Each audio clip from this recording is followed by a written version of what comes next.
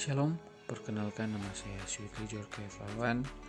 Saya berkuliah di Universitas Negeri Manado melalui Teknik Mesin NIM 18212011. Di video kali ini saya akan membahas tentang apa itu motor diesel. Video ini saya buat untuk memenuhi tugas dari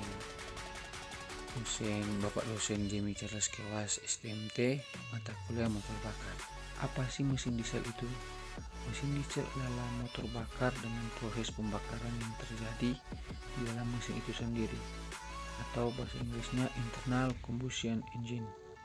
Dan pembakaran terjadi karena udara murni dimampatkan atau dikompresi dalam suatu ruang bakar atau silinder, sehingga diperoleh udara bertekanan tinggi serta panas yang tinggi. Bersamaan dengan itu disemprotkan atau dikabutkan bahan bakar solar sehingga terjadinya pembakaran. Pembakaran yang berupa ledakan akan menghasilkan panas mendadak naik dan tekanan menjadi tinggi di dalam ruang bakar. Tekanan ini mendorong piston ke bawah yang berlanjut dengan poros engkol yang berputar. Mesin diesel 4 langkah. Langkah yang pertama adalah langkah hisap. Piston bergerak dari TM A ke TM B. Katup hisap terbuka dan katup buang tertutup. Karena piston bergerak ke bawah, maka tekanan di dalam silinder menjadi vakum atau di bawah 1 atmosfer, sehingga udara murni masuk ke dalam silinder. Itu adalah langkah pertama. Langkah yang kedua adalah langkah kompresi. Piston bergerak dari TMB ke TMA. Katup hisap tertutup dan katup buang tertutup. Udara di dalam silinder didorong atau ditekan, sehingga timbul panas dan tekanan yang tinggi. Akhir kompresi bahan bakar dikabutkan atau disemprotkan dengan injektor yang bertekanan yang sangat tinggi, sehingga terjadi pembakaran atau berupa ledakan. Langkah yang ketiga adalah usaha. Pada saat udara di dalam silinder menjadi padat atau bertekanan tinggi, di saat itulah injektor menyemprotkan bahan bakar atau solar, dalam hal ini dikabutkan. Pada saat itulah solar akan terbakar sendiri dikarenakan adanya udara bertekanan tinggi. Pembakaran menghasilkan tekanan yang tinggi dalam ruang bakar. Tekanan inilah yang mendorong piston dari TMA menuju ke TMB. Langkah yang keempat adalah langkah pembuangan. Akhir langkah usaha, katup buang terbuka sehingga gas buang keluar melalui katup tersebut karena didorong oleh piston bergerak dari TMB menuju ke TMA. Kita datang pada pembahasan diagram P min V. Siklus adalah proses yang terjadi berulang-ulang secara kontinu dan setiap proses tersebut merubah kondisi gas di dalam ruang bakar. Siklus dari suatu mesin diesel terdiri dari 4 tahapan, yaitu pengisian, kompresi, usaha, dan pembuangan. Diagram P min V menunjukkan hubungan antara volume V dengan tekanan P dalam silinder pada tiap siklus. V1 adalah volume silinder atau volume langkah tambah ruang bakar. V2 adalah volume ruang bakar. V3 adalah volume langkah piston.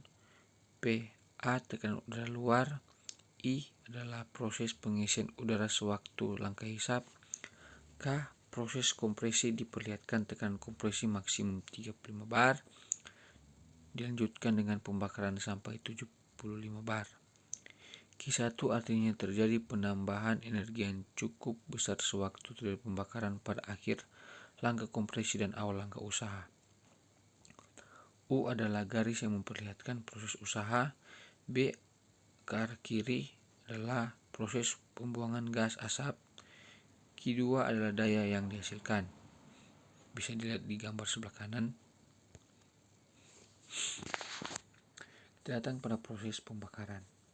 Faktor yang menentukan kualitas pembakaran. Yang pertama adalah kadar oksigen, tekanan udara yang dikompresi, suhu atau panas udara yang dikompresi, timing pembakaran, tekanan pengebutan bahan bakar per injektor, kualitas bahan bakar, dan terakhir jumlah atau volume bahan bakar yang diinjeksikan.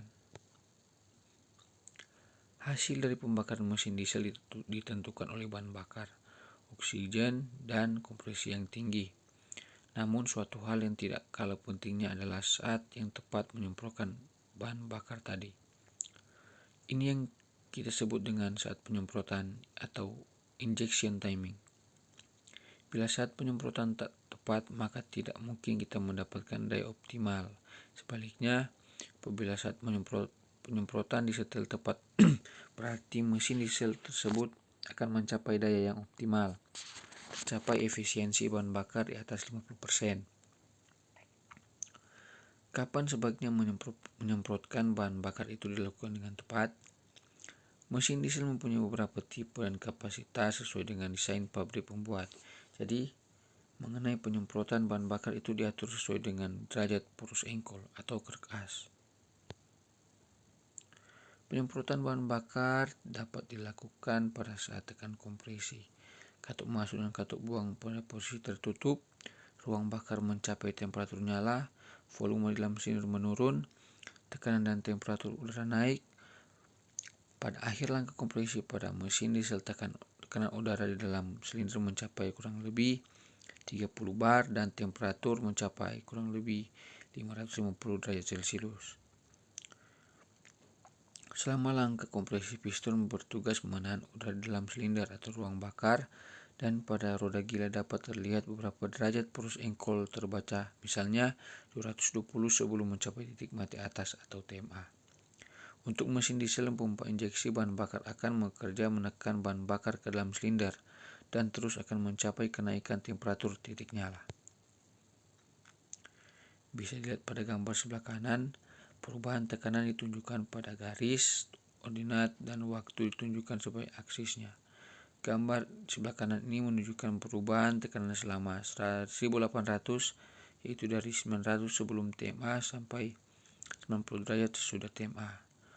Kurva titik-titik yang simetris pada sisi kanan menunjukkan ekspansi pengisian udara tanpa adanya bahan bakar. Setelah bahan bakar injeksikan dan terjadi pembakaran, maka prosesnya akan terjadi 4 periode yang terpisah. Periode yang pertama dari titik 1 sampai titik 2 yaitu bahan bakar mulai disemprotkan. Periode ini disebut periode persiapan pembakaran atau periode kelambatan atau delay periode. Periode keterlambatan penyalaan ini juga tergantung pada beberapa faktor antara lain pada mutu penyalaan bahan bakar dan beberapa kondisi, misalnya kecepatan mesin dan perbandingan kompresi. Periode yang kedua itu antara 2 dan 3. Pada titik 2 bahan bakar mulai terbakar dengan cepat sehingga tekanan naik dengan cepat pula dengan sementara piston juga masih bergerak menuju TMA. Selain itu, bahan bakar yang terbakar juga makin banyak sehingga walaupun piston mulai bergerak menuju TMB, tapi tekanan masih naik sampai titik 3. Periode ini disebut periode cepat.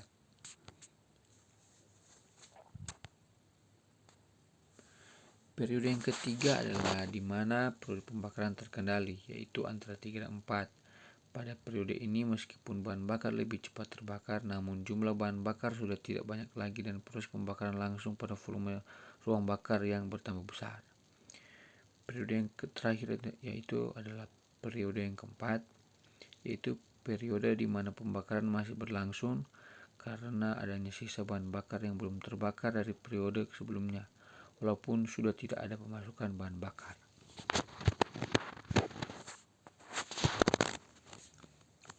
Perlu diingat bahwa tekanan rendah tidak hanya pengaruh dari timing injection pump saja, tapi ada penyebab lain yang lebih dominan.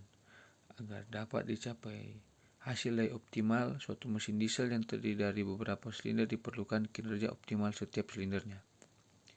Bila tidak seimbang atau terdapat satu atau dua silinder tidak baik, maka akan membebani silinder yang lainnya.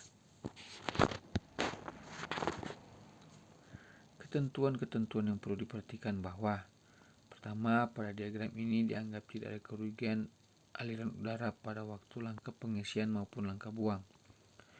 Kedua, dari diagram ini dapat dihitung besar tekanan indikator rata-rata yang mendorong piston yang besarnya tergantung luas indikator. Semakin besar luas diagram berarti semakin besar pula tekanannya, semakin besar pula daya indikatornya. Untuk berikut gambar Diagram ini dianggap tidak ada kerugian atau dalam keadaan ideal. Kita masuk pada pembahasan berikutnya, itu adalah beban parasit. Beban yang mengganggu atau menghambat laju putaran dari proses engkor antara lain: pertama, kipas radiator. Fungsinya adalah salah satu fungsi kipas radiator adalah untuk menjaga air pendingin agar berada dalam suhu yang sesuai dengan suhu mesin saat bekerja. Selain itu, fungsi kipas tersebut juga berfungsi untuk mendinginkan suhu kondensor AC agar tetap dalam kondisi normal. Yang kedua adalah oil pump, atau dengan kata lain pompa oli, berfungsi untuk memompa oli dari panci oli ke komponen mesin berada dalam mesin. Salah satunya adalah semua komponen pada kepala silinder. Selain itu juga pompa oli fungsinya sebelum memompa ke kepala silinder terlebih dahulu melewati saringan oli atau oil filter. Tujuannya untuk melumaskan komponen mesin yang ada.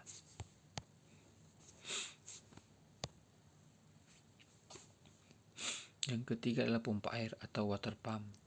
Fungsi dari water pump atau pompa air ini sendiri berfungsi untuk memompa air agar air pendingin dapat bersirkulasi pada bagian-bagian mesin melalui water jacket guna untuk melakukan pendinginan. Water pump atau pompa air berputar sesuai dengan putaran mesin.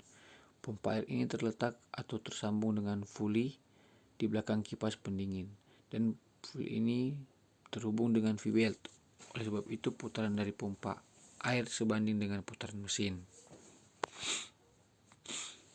Dan yang terakhir adalah fungsi kompresor AC. Kegunaan atau peran yang bisa dihadirkan untuk membantu jalannya AC. Semua peran dan berfungsi kompresor ini tidak terlepas dari sistem saluran AC itu sendiri. Setelah AC dinyalakan, maka kompresor akan mengubah fluida refrigerant atau gas dari bertekanan rendah ke tekanan tinggi, di mana gas bertekanan tinggi akan diteruskan ke kondensor.